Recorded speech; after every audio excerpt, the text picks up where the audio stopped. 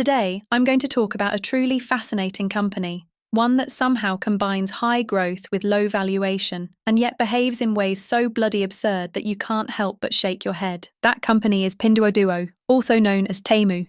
I've already invested $120,000 in this stock, and I'm still accumulating more through selling puts.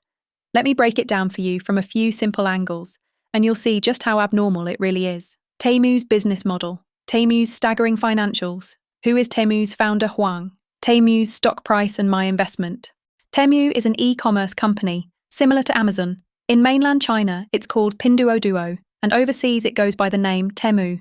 But unlike Amazon, TEMU has one striking characteristic. Its products are absurdly cheap. The Bluetooth earbuds on TEMU are just $6. They cost less than a Starbucks drink. A t-shirt costs only $3 on TEMU, while the same style sells for $15 on Amazon. It's absurdly cheap, but surprisingly wearable. I once recommended TEMU to a Thai friend. When she saw the prices, she literally gasped 3 times. How could it be possible?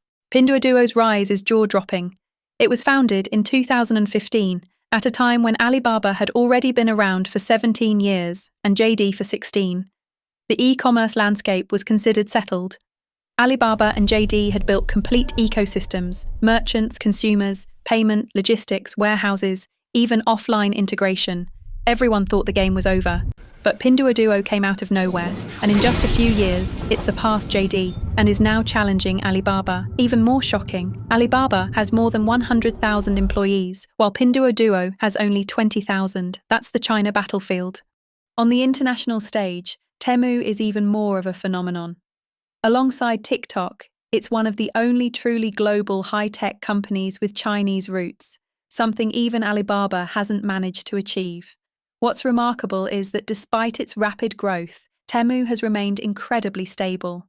Its business growth has never shown any systemic decline. Unlike other giants that juggle multiple businesses, TEMU stays laser-focused on e-commerce. So in short, TEMU's business is simple, clean, and rock solid, both in China and overseas. Now let's look at its financials, which are, again, ridiculous. First, the absurd part. TEMU's quarterly report is only 6 pages long. You heard that right? 6 pages. It's hard to believe that a company with a $180 billion market cap publishes such a short report. And by the way, I actually think that valuation is undervalued.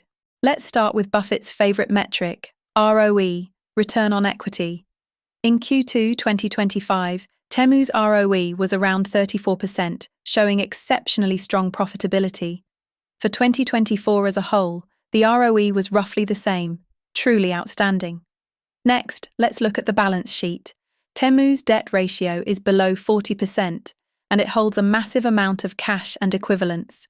Financially, it's extremely healthy. Now, about growth. Here's TEMU's revenue growth over the past 5 years, and honestly, it's so high it almost feels unreal. But starting from late 2024, growth slowed down significantly. In Q2 2025, revenue growth was just 7%, still decent by industry standards, but weak compared to TEMU's own past. Why? Mostly short-term factors. In the past 2 years, China implemented consumer subsidies to boost domestic demand, mainly for appliances and electronics, categories where JD has an advantage. So JD benefited more from these subsidies, temporarily suppressing TEMU's edge. Once these subsidies end, TEMU's advantage should return. Another issue, rising expenses. To stay competitive, TEMU has been using its own profits to subsidize consumers, increasing short-term costs. Again, this is temporary. On the international front, US tariffs under Trump have also impacted TEMU's short-term growth, but TEMU responded by increasing local warehousing and modestly raising prices, effectively offsetting much of the impact. So, in this context, 7% growth actually shows incredible resilience. TEMU feels like the T-1000 from Terminator. No matter what hits it, it only pauses, never wounded, and always comes back stronger. TEMU's reports are not just short, they're frustratingly vague. As one analyst put it, TEMU gives you the numbers, but not the narrative. It breaks revenue into 2 categories, online marketing services and others. Merchants pay TEMU to get better traffic exposure on the platform. Transaction services. This covers the fees TEMU earns directly from each purchase. Each contributes roughly half of total revenue.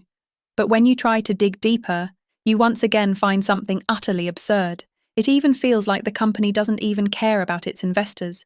There's not even a breakdown between Pinduoduo and TEMU, a multi-billion-dollar company, yet you can't even see TEMU's basic metrics. Absurd, right? That's the spirit of TEMU.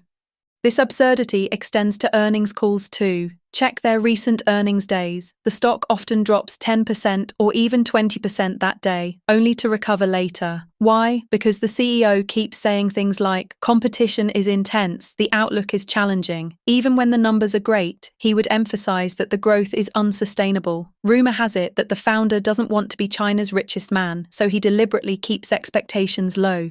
To summarize, TEMU has high ROE, strong profitability, low debt, tons of cash, and remarkable growth, a model company that somehow manages to stay aloof from investors.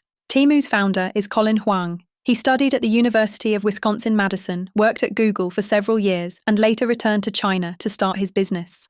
Huang was a top-tier engineer. Back in the day, Ding Lei, the founder of Net, came across one of Huang's technical articles online and reached out to ask him some technical questions.